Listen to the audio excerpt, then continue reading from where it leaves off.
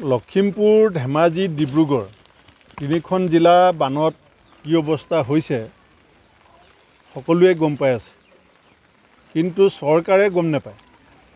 যিটো সময়ত চৰকাৰী বিষয়াসকলক মুখ্যমন্ত্ৰী ডাঙৰীয়াই নিৰ্দেশ দিব লাগিছিলে বানাক্ৰান্ত ৰাইজৰ মাজত থাকি সহায় সহযোগ কৰিবৰ কাৰণে, সেই সময়ত আমাৰ জিলাখনৰ গোটেইসকল বিষয়া মুখ্যমন্ত্ৰী আহিব বুলি প্ৰগ্ৰেম দি দিছে, সকলো তাত ব্যস্ত।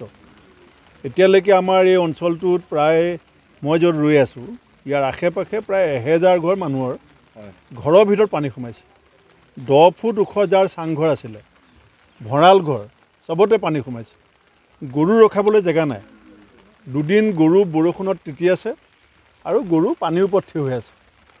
পানীৰ ওপৰত যদি দুদিন গৰু ৰৈ থাকে তেতিয়াহ'লে তাহাঁতৰ এই খুৰা ফটা বেমাৰ এতিয়া আৰম্ভ হ'ব।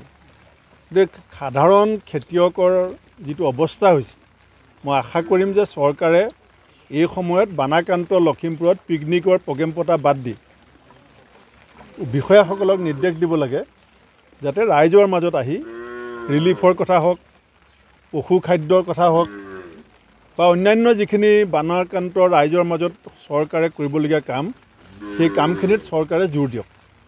কাৰণ এতিয়া মানুহ বাৰু 2-3 দিন চলিব, যোগাৰ আছে, কিন্তু ইয়াততো কোনো ভুচি ষ্টক কৰি নাৰাখে, পশু খাদ্য ষ্টক কৰি নাৰাখে, আৰু ক'তো এটুকুৰা মাটি ওলাই থকা নাই। 2 দিন গৰু লঘোণে আছে, বিভিন্ন জীৱ জন্তু 2 দিন লঘোণে আছে।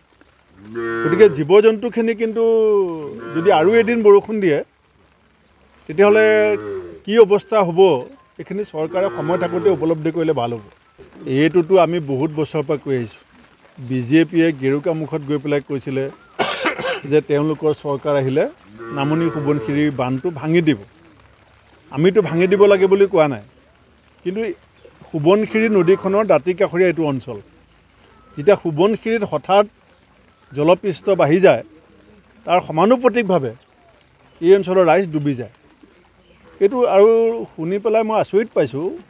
আপোনালোকে নিজে এনকুৱাৰী কৰিলে ভাল হ'ব যে পাদিগাঁও, টেমেৰা, চকিয়াল হৈ এটা মথাউৰি, নুনিবাৰী হৈ এটা মথাউৰি চেংচন হৈছিলে। সেই মথাউৰি পইচাও আহিলে বুলি ওলালে, কিন্তু ৰাইজে কৈছে আমি মথাউৰি দেখা নাই। কিন্তু মথাউৰি চেংচন হোৱা বুলি পেলাই ৰাইজক জনাইছে বুলি ৰাইজে কৈছে। মই আশা কৰিম যে জিলা প্ৰশাসনে এই কথাটো খবৰ লওক।